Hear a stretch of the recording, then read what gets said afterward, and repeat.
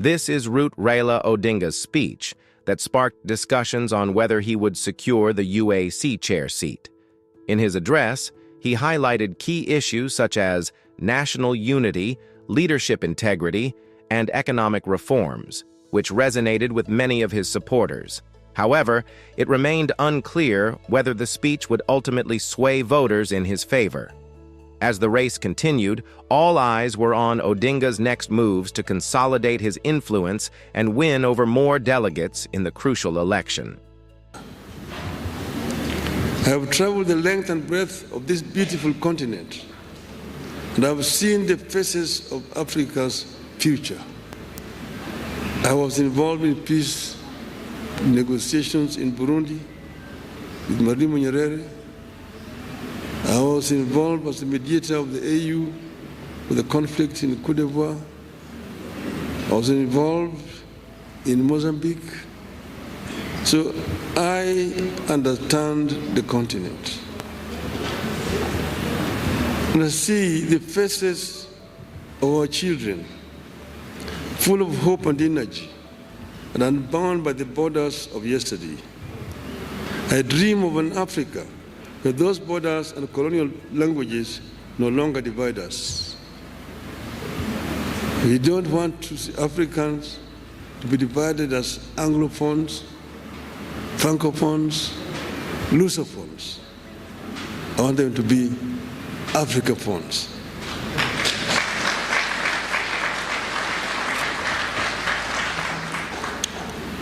From the hills of Kenya to the deserts of Sahara and the Kalahari, from the lakes of Great Rift to the rainforests of Central Africa, from Indian Ocean to the Atlantic, Africa must be one. Its resilience and hope for a bright future transmitted to our young people. Excellencies, ladies and gentlemen, my selection to be Kenya's candidate is not about one man's ambition, but an African's journey to serve the motherland. Indeed, I plan to constitute my cabinet of chairpersons with a continental outlook. I'm grateful that friends and eminent persons across Africa have volunteered to engage in my campaigns from the West, North, South, Central, and of course, Eastern Africa. Excellencies, I'm ready to serve. My heart is ready and my hands are steady, and with your support, I shall get the opportunity to be of service to Africa, the cradle of mankind. I am made in Eastern Africa for Africa. I have said that I'm an Afro-optimist as opposed to Afro-pessimists. Afro-pessimists are those people who have given up on Africa, who say Africa is a lost cause, a wasted continent. But Afro-optimists are those people who believe in African development, that Africa can be developed with the efforts of the African people. This is what I believe in. I have come from the school that believes in the efforts of the founding fathers of our continent, those who were visionary, who envisioned an Africa that was united. Kwame Nkrumah, Ahmed Sekou Touré, Gamal Abdel Nasser, the late Emperor Haile Selassie, Jomo Kenyatta, Jaramogi Oginga Odinga, Mwalimu Julius Kambarage Nyerere, Kenneth Kaunda. Those were some of the founding fathers of our continent who believed that Africa will only develop if it is united.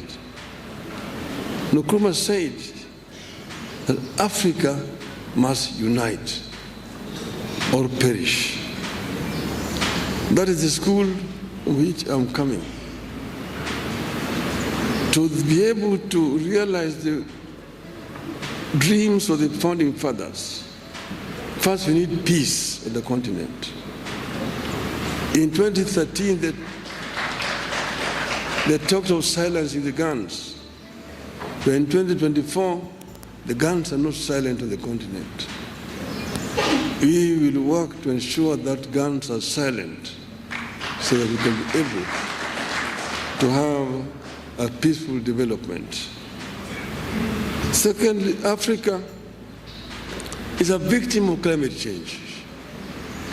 Africa today suffers from twin disasters: droughts and floods on the continent.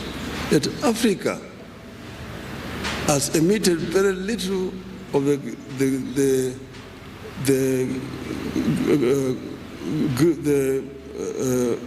carbon that is polluting the world. So Africa needs to be compensated. But this will not come if Africa goes to negotiate as individual countries. If you go and talk as Kenya, as Uganda, Tanzania, Nigeria, Mozambique, Egypt, or Algeria, the rest, those major offenders will not listen to us.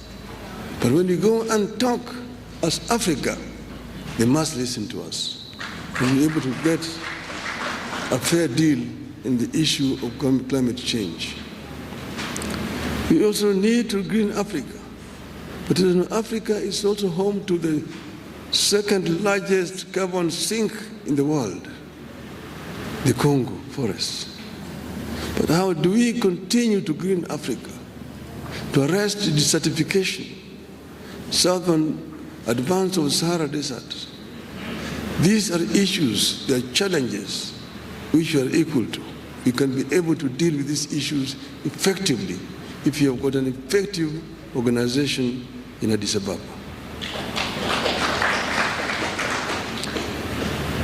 African youth today drown in the Mediterranean, trying to get to greener pastures in Europe. It's a shame. We must arrest this trend and ensure that we create conducive environment within the continent here. And this youth do not have to flee to go to Europe. And this will only happen if Africa works together as a united continent. We know that Africa is one of the richest continents on planet Earth. It is a paradox. The richest continent is also the poorest in terms of living conditions of its people. This we must put to rest. We should not continue to blame those other people who have exploited the continent. We have the ability to reverse this trend and get Africa moving forward again. Therefore, we need to be able to ensure that Africa uses the resources that it has effectively. We need also to ensure that Africa also trades with itself. Africa is wasting a lot of time searching for markets where they put very unequal terms to our goods coming from Africa. The inter-African trade today stands at only 15%. Inter-European trade stands at 70%. Inter-Asian trade stands at 60%.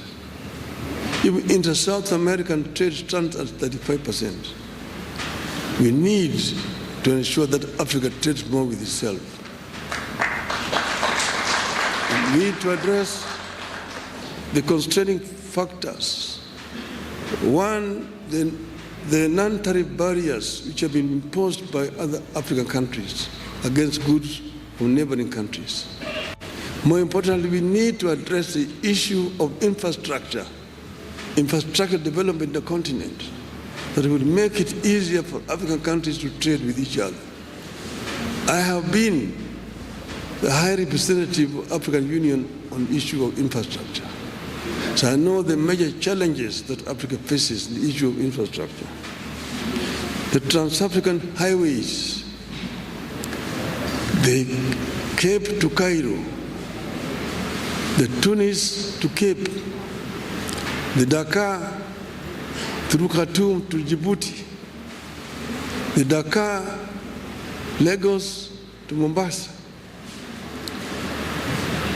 the Beira to Lobito and Walvis Bay, the high-speed railway networks in the continent,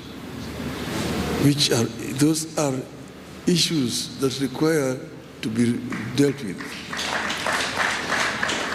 The LAPSET, the Lamu Port, South Sudan, Ethiopia, that will continue through Bangui and go all the way to the Cameroon port of Kribi, creating a land bridge that links the Atlantic Ocean and Indian Ocean and opening up the interior landlocked countries within the continent. These are some of the issues that can be dealt with and will deal with. Then connecting Africa through high-speed fiber optic network. And then to facilitate faster communication. Then the issues of air transport. Air transport is a major challenge in the continent. We were talking about open skies to make air transport easier. Today, traveling across the continent is too expensive. You have to get permits to fly over countries, delaying movements, and make it too expensive. Flying over Europe is much easier than flying over Africa. We need to have a continental air control system within the continent so that people can travel from east to west, north to south without a problem. The other one is the issues of visas. My friend Aliko Dangote says that for him to travel across the continent, he needs 35 visas. His French competitor does not need a visa to travel with a French passport in Africa. What a shame. In Europe, you only need a Schengen visa, and you can travel across the entire Europe without a problem. We will also ensure that we reach a stage where we can issue an AU visa and enable people to travel across the continent without much of a problem. I therefore want to conclude by saying that I am ready for Africa. And I believe in the story of the African lion. The lion is an African animal. It's the king of the jungle. The Cameroonian national soccer team is called the Indomitable Lions. The soccer team of Senegal is called the Lions of Teranga. The soccer team of Morocco is called the Atlas Lions. Here in Eastern Africa, we call it the Simba. The king of the jungle. When the king roars, the jungle listens. So our story of the African lion. The African lion is giving a message to the Asian tiger. Tiger is the Asian animal. And I want my Asian friends here not to take offense. The African lion is giving a message to the Asian tiger. That you Asian tiger, you have danced on the stage alone for far too long. It's your time to quit. The European bear, retreated to the North Pole a long time ago and is freezing there in the ice. The American panther is also on the retreat, but I'm here as the African lion.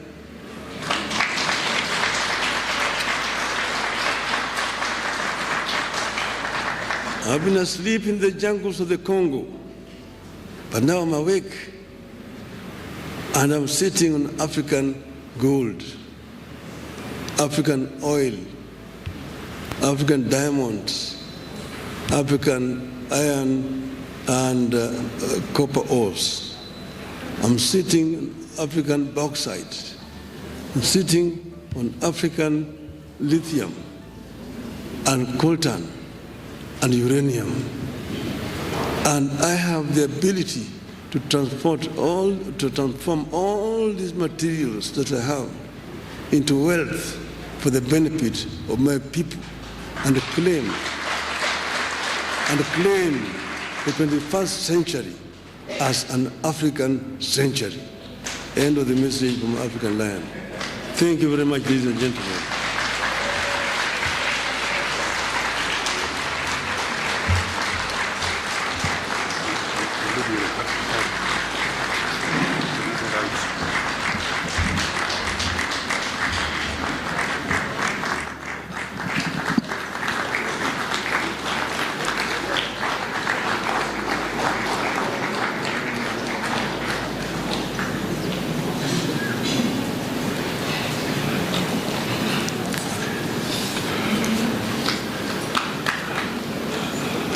Thank you. You can be seated. Indeed, that's a very powerful message about the African lion. Your Excellency, let me give very special recognition